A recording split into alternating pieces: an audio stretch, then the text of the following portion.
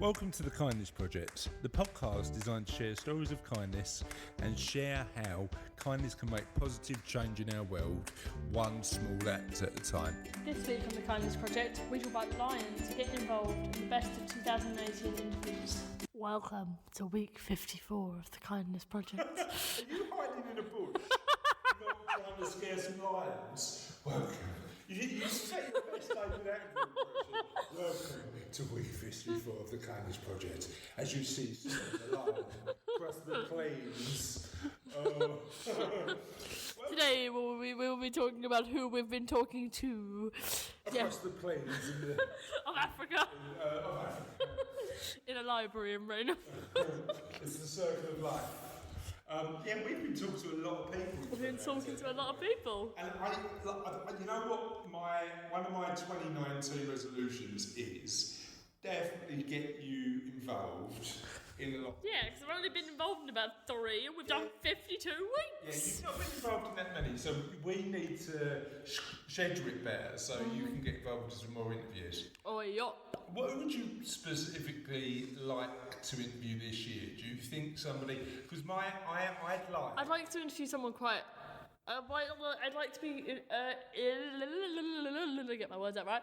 Involved in an interview with someone quite creative. Okay, and using their kindness in a creative way. Yes. Yeah. See, there's actually a guy that I've sent a message to who runs a clothing label and is also a musician. So he might be really good. Aiden Hatfield, there we go. So Aiden, if you are listening, I'll make sure that we send you a link to the podcast because we did mention you. But if you are listening, we'd still like you to come on the podcast. But I am now compiling my list of the next 50 people I want on the Kindness Project. Ooh. But listeners, that list is still evolving. So what I'd like you to do is tell me, or tell us, tell anybody if you want, the specific... Scream it at someone random on the street and hope we get the message. Tweet us, do whatever you need to. Who should we be speaking to in 2019 about just being really good people and doing some good in the world? Because we'd like to hear from you about who you think would be a really good guest for us to have a chat with. So that'd be good. The more interesting, the better. No boring kind people, all right? We want interesting kind people. And now for the interview content. That was almost professional. Have you been practicing over Christmas? No, I've been listening to professional comedy podcasts. You went from David Attenborough, hello, on the Savannahs, to and now on the Kindness Project. Yeah, so what we've got for you today is another special where we share some of our best interviews of 2018. Oh, yeah.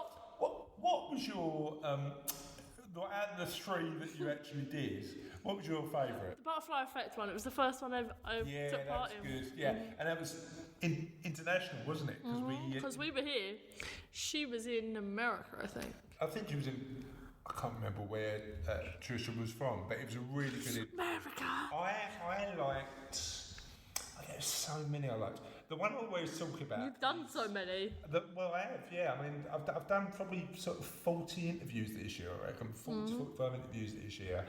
The one that stands out the most is Hans from Be My Eyes. Because that is an amazing act, and his story is incredible.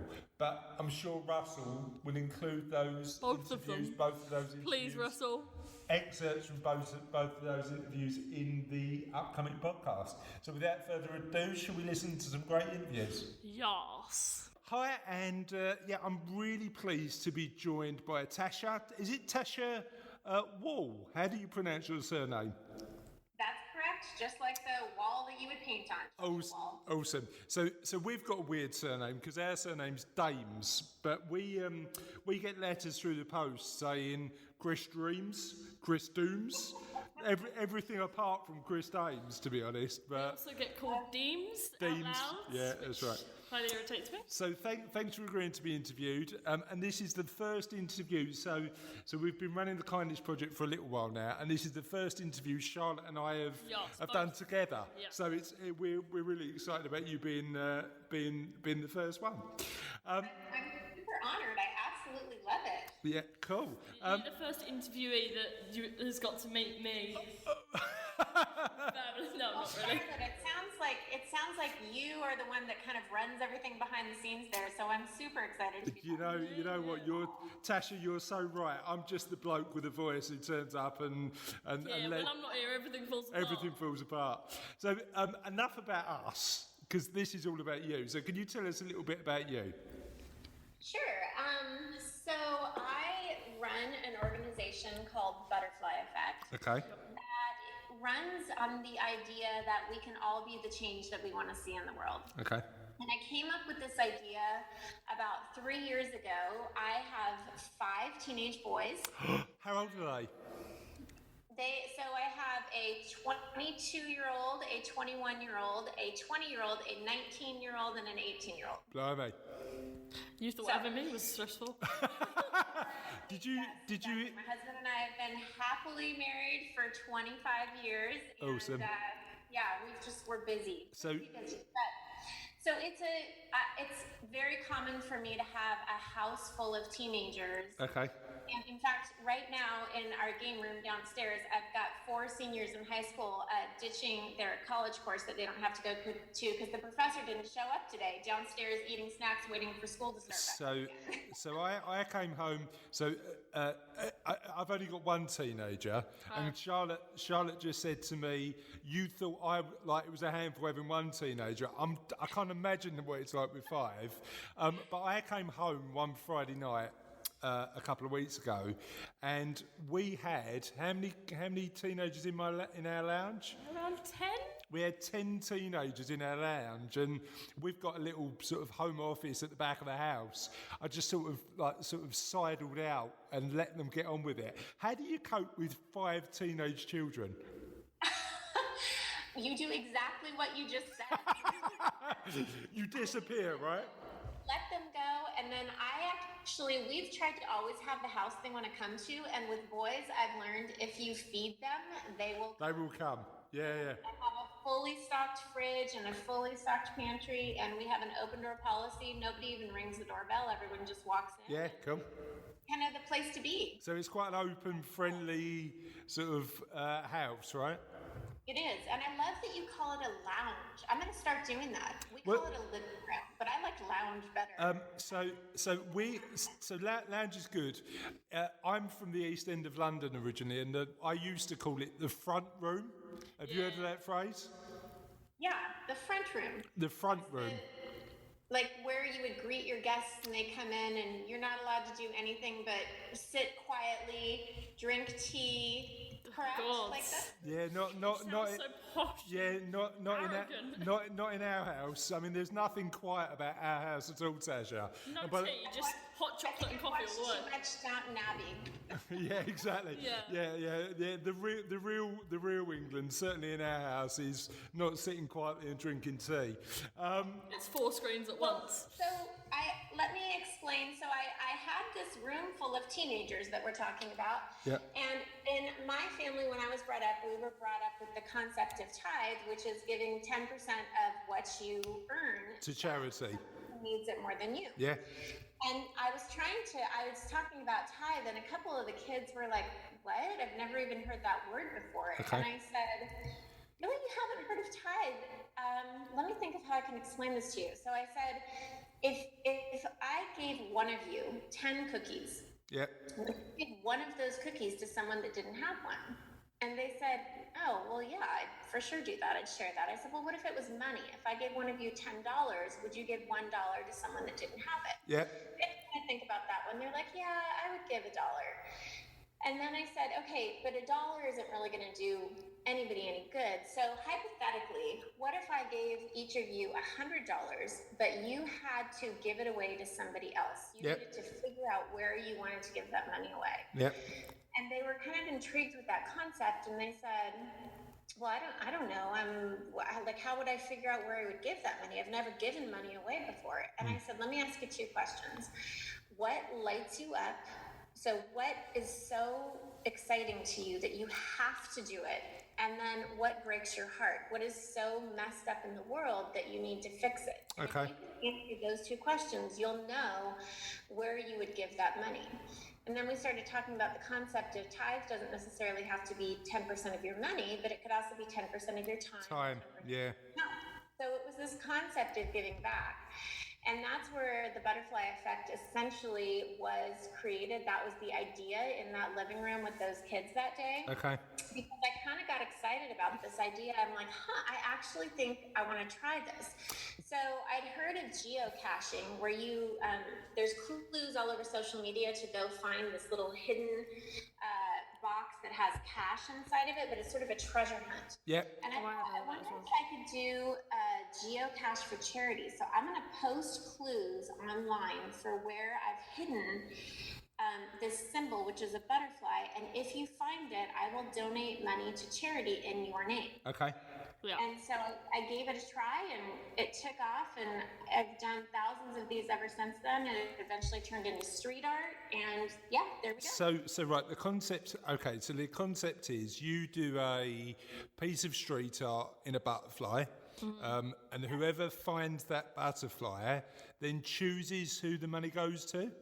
That's correct. So if it's a butterfly drop, which is a small butterfly, it's about 12 inches by 6 inches. Okay. It's a painted wooden butterfly. So if I was in like Shoreditch or somewhere in London where there's street art, I would... Thanks for the local reference, by the way. I love you picked somewhere in East London in particular. That's good.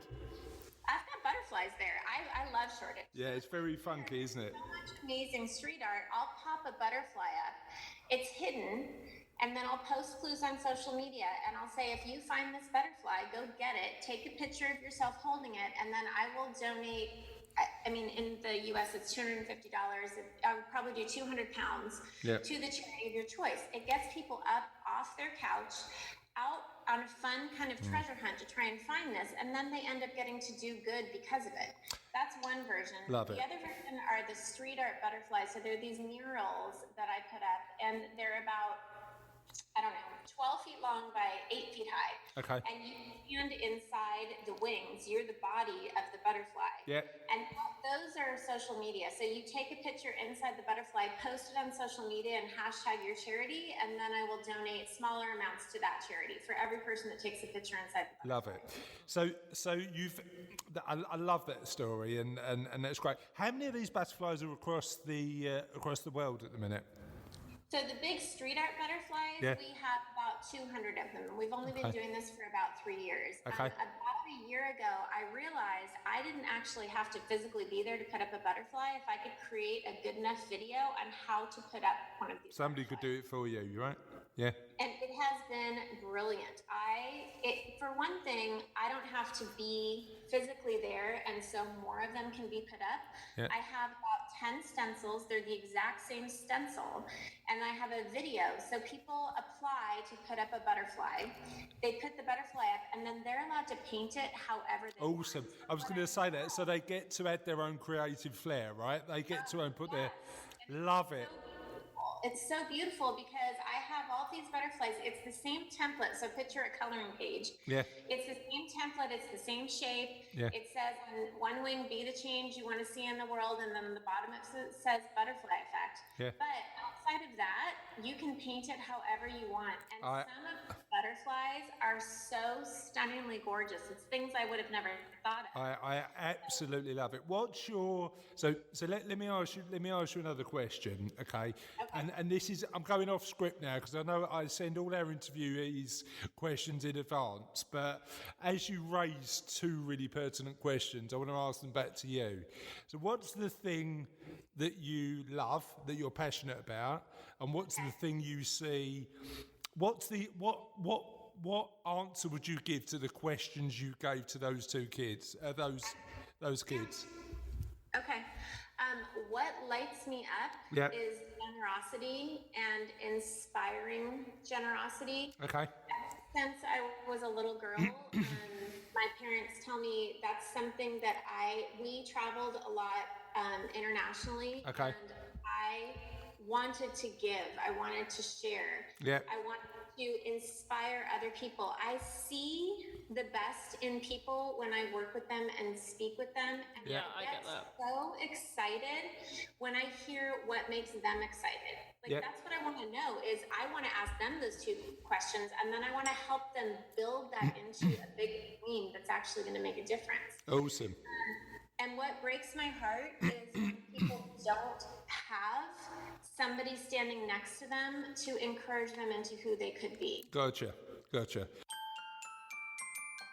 So today I'm joined by Luke Humphrey from the Money Charity. And Luke, if you don't mind, we'll spend some time exploring a little bit about the Money Charity, what it does, so you can help me understand a little bit about how you spread a little bit of kindness in the world, really. Yeah, that sounds great. Awesome. So first of all, I know I didn't send you this question in advance, but I like to surprise people a bit. Yeah, go on. Before we talk about the charity, tell me a little bit about you. I'm currently in my first job with the charity. I recently graduated from the University of Leeds in July. As I was saying to you before, I'm from Bristol originally, and yeah. And what made you go into the charity sector? Was that always an aspiration? It was always something I wanted to do. I always felt like I wanted to do a job which involved helping people in some way, and I was rubbish at things like science and maths, so I knew I wasn't going to go into medicine and stuff. So being a researcher was off the cards, right? Yeah. So I did a degree in international development. I was just fascinated in the way that other countries in other parts of the world came to be how they are in their position in the world. And when I found the Money Charity, it just seemed so kind of straightforward. I had worked part-time when I was at university and had no idea what tax codes were. I was building up a student debt that I didn't really know much about when I first applied to university, and I'd never received any financial education. I read about the charity, read about the job, and just thought it just makes so much sense. Why is there not more of an emphasis in schools on teaching kids about money management, about the kind of things to do with taxes and insurance and mortgages that are going to come up later in their life? It's kind of really a necessary life skill. Yeah, absolutely. And so when you up to the point where you went to university, you didn't have a shred of financial education, or not really. Only so I had kind of like citizenship lessons in schools where they talk about drugs, sex ed, and possibly talked about money. If they did, I don't remember it. And it would have been one lesson out of the whole year. Absolutely. But yes, I just thought, when I signed up to go to uni, I didn't know that, for example, my student debt would have interest on it. I just wasn't told. Oh, okay. So it's just things like that. You don't if someone doesn't tell you, and unfortunately, I wasn't the most kind of adventurous kid myself, looking at all these things myself, because they just look like really uninteresting financial stuff at the time. It just kind of passes you by until you have to learn it the hard way when you're older. Gotcha. And I think you're right. I think when you get thrown into, even though you might have support of parents or support the people around you, there's certainly a sort of step where you take where sort of the knowledge you've got is not enough to make some of the decisions you need to make. But certainly. So that's great. Thank you for sharing that. Tell me a little bit about the Money Charity and the work you do. Yeah, so like I was saying, the thing that attracted me is just the straightforwardness of the work they do. It just makes so much sense. So we're the UK's financial capability charity.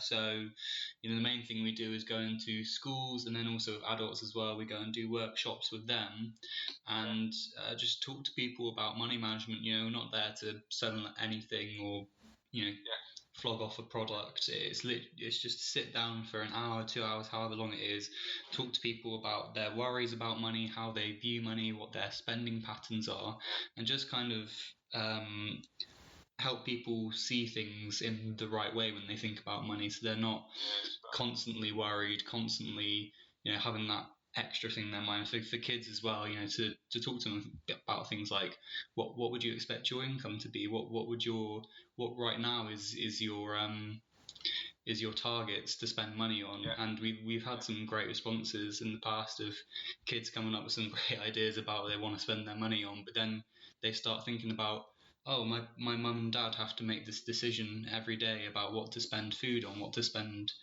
on when they want to go on holiday or want to buy something nice for themselves, and they have to think about their income, taxes, mortgages, and I think it makes them really think about those decisions in the future, and also appreciate the amount of decisions their parents make. So you know what, I think you're right. I think when I've done a couple of projects and sat on a couple of financial education sessions run by an organisation called Red Star that in this area. That's really, really good.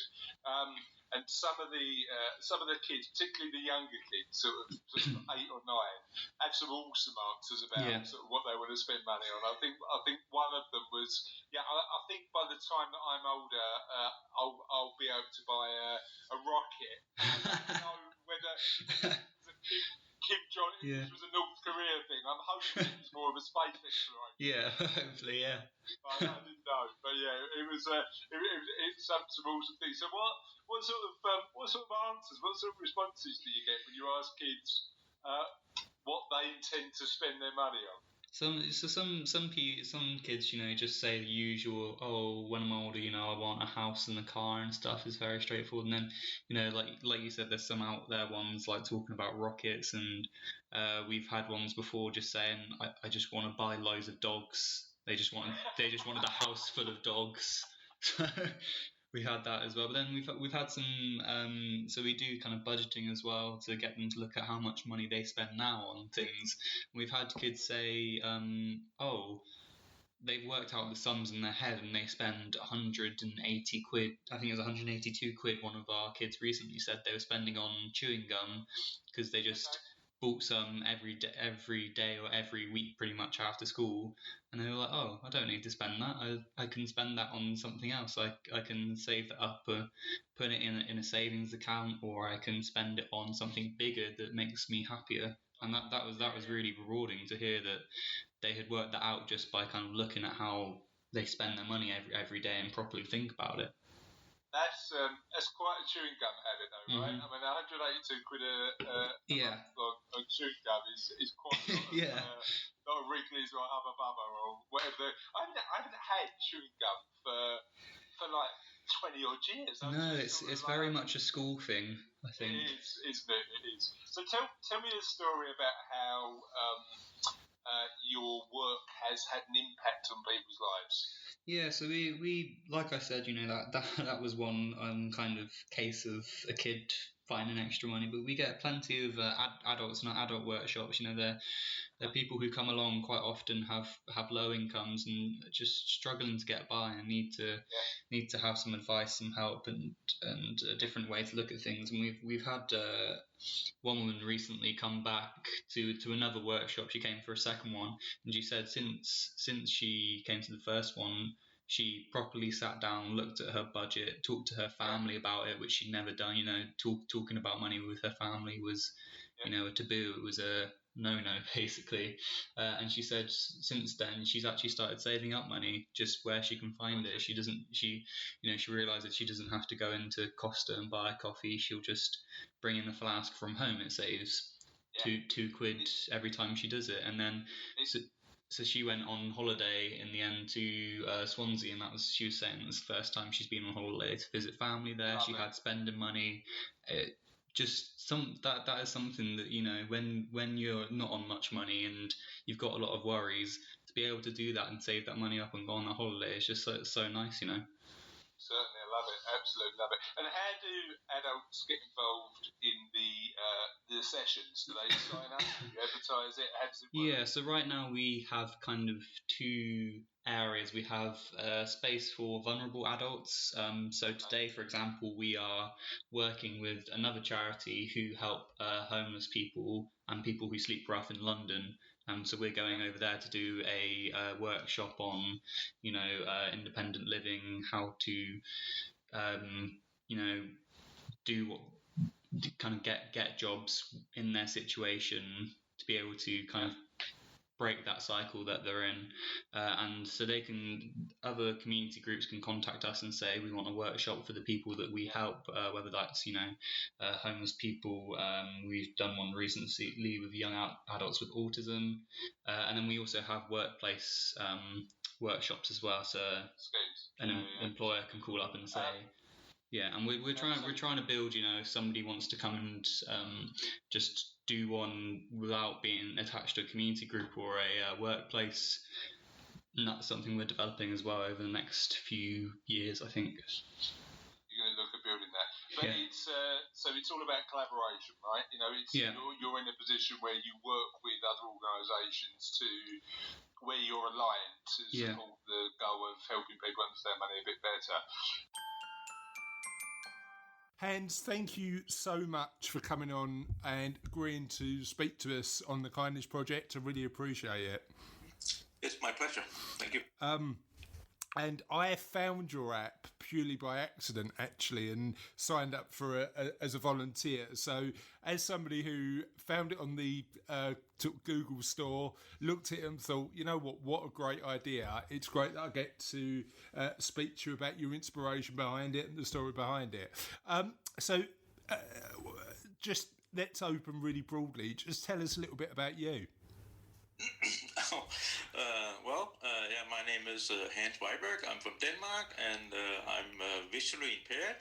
I have a tunnel vision. Okay. And I'm 54 years old. Okay. I have 2 daughters and a wife. Then I more or less by accident became app inventor. I had never dreamed that I could go into. So it was an accidental inventor, right? So that's just a little bit about me. Okay, cool. And how old are the girls? How old are your children? They are 20 and 17, so they are a bit older than yours. Okay, and boys or girls? What have you got? 2 girls. 2 girls. Okay, so you're like me. You're completely outnumbered in your house, right? Exactly. And help me understand about your visual impairment. So were you impaired from birth, or was it a gradual thing that sort of? No, I was born with a quite normal vision, and I also had a driver license till I was 25, and I was set out to become a farmer and take over my parents' farm. Okay. But then in the age of 25, I discovered that I had this eye disease where your vision is getting smaller and smaller. Okay. So where normally sighted people have a 180-degree vision. I have now around 5-degree left. So it's a very small area. Yeah. But I can still read the text on my phone. Yeah.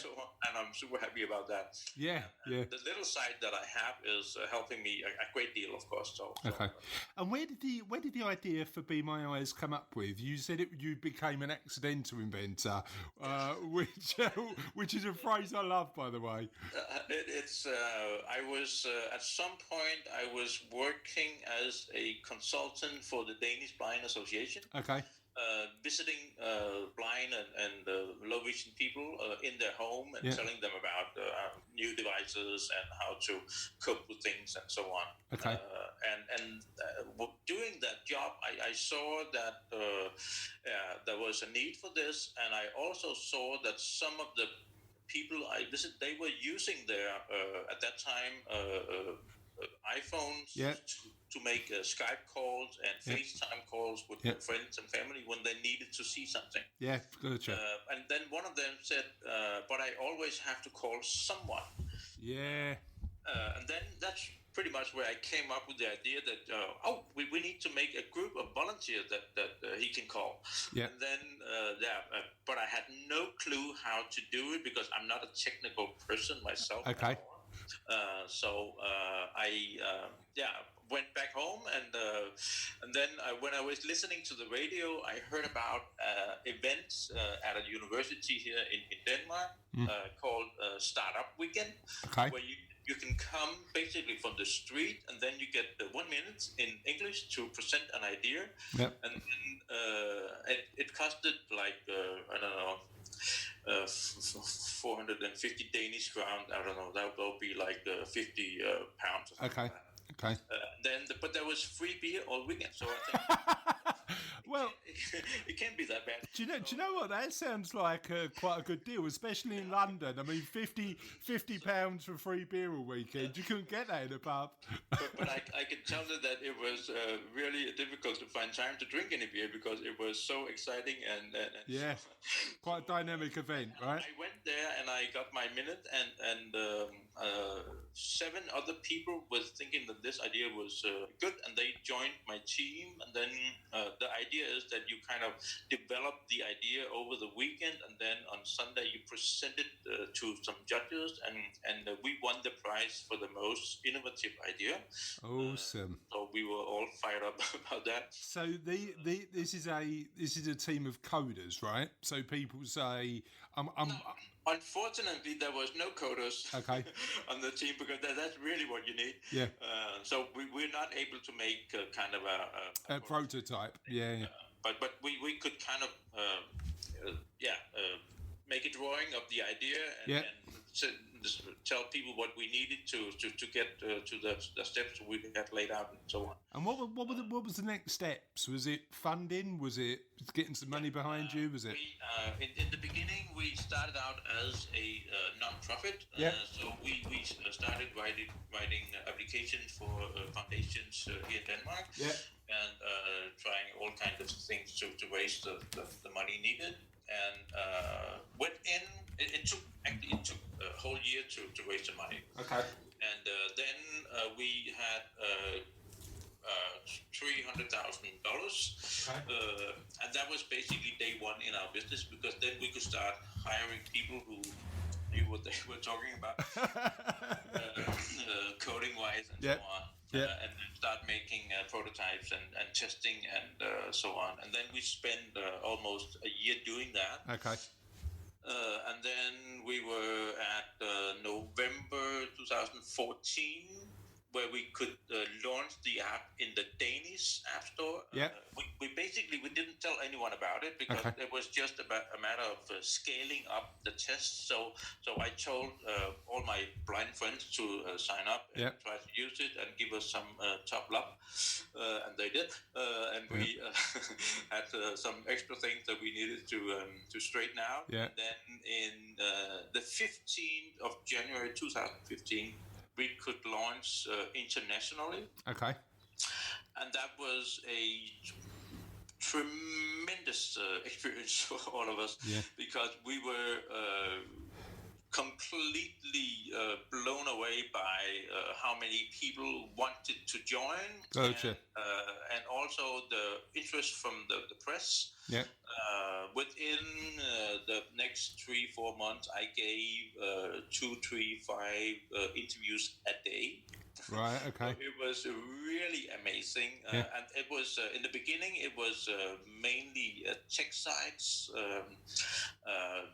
the Daily Dot and TechCrunch and all kinds of tech sites that you dream about being mentioned in as a young startup. Of course, and then, later on, it was BBC and newspapers and radio stations, and now it is a lot of podcasts and so on. So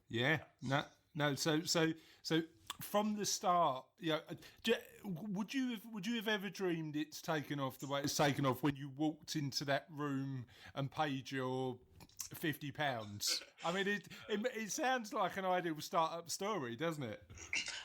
We all of us had this feeling that this is a good idea and we could engage people in it, but we also were thinking that it might be hard. Actually, in the beginning, we built in a gamification element interesting. for the volunteers. volunteers because we were thinking it might not be that easy to get volunteers, but then it turned out to be super easy to get volunteers. And just out of interest, you mentioned that you gave it away to you did a sort of beta test with your friends first. What was the most harsh piece of criticism they gave you, and what did you fix? Well, in the beginning, we had all kinds of ideas about what the app should be able to do. Okay. But we realized that we needed to make it really simple. Yeah.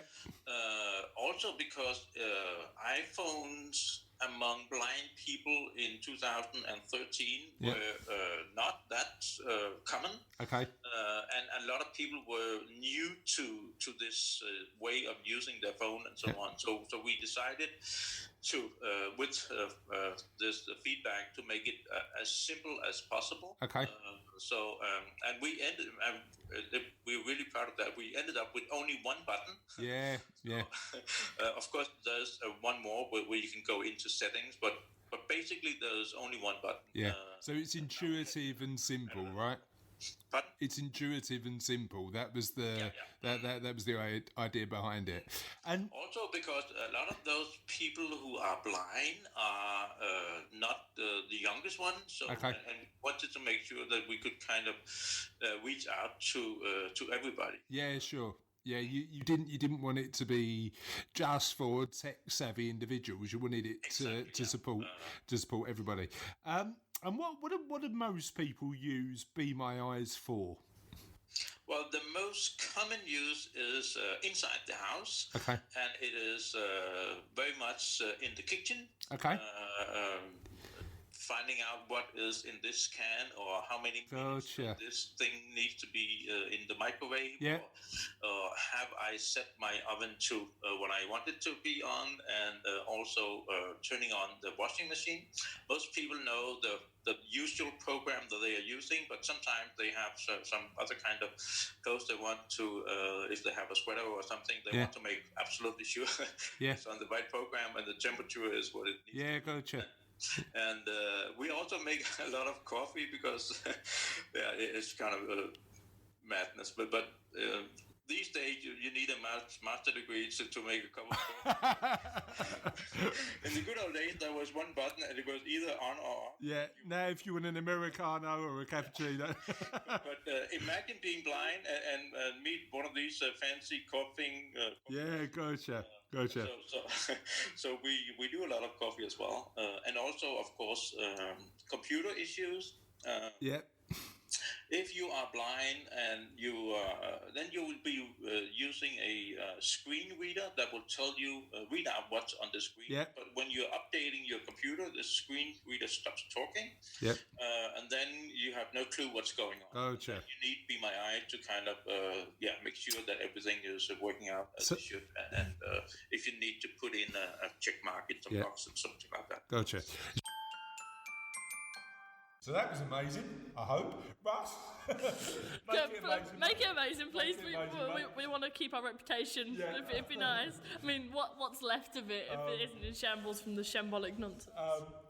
So that's where we are. They are some of the best interviews we've ever done. Mm-hmm. But we've got a massive back catalogue now of people we'd spoken to who are all doing great stuff in the world. Now, every now and again, I listen to the Kindness Project. Oh, I don't. I know you don't, because you don't like the sound of your own voice. No, I don't. But every now and again, I listen to the Kindness Project because some of the people who come on and we interview are frankly pretty inspiring. And every now and again, if I need a bit of inspiration, I jump on. So feel free, listeners, to sort of go through our back catalogue, listen to the ones that you think are going to inspire you, and we'll carry on interviewing good people, talking about what's happening in the world, and just carry on having them chat on the podcast, really. Or you could just listen for the laughs like I do. Listen for the laughs. I'd listen for the laughs. I was trying to make it more meaningful and inspirational. You can just listen to the shambolic nonsense of a dad and his daughter just having a chat. It's entirely up to you. Yeah, we should start a whole new podcast. Shambolic nonsense by Grizz and Charlotte. The daddy-daughter diaries. No, too cheesy. We'll think of it. Anyway, until next time, listeners, hope you have a lovely week, and we'll see you next time. Bye!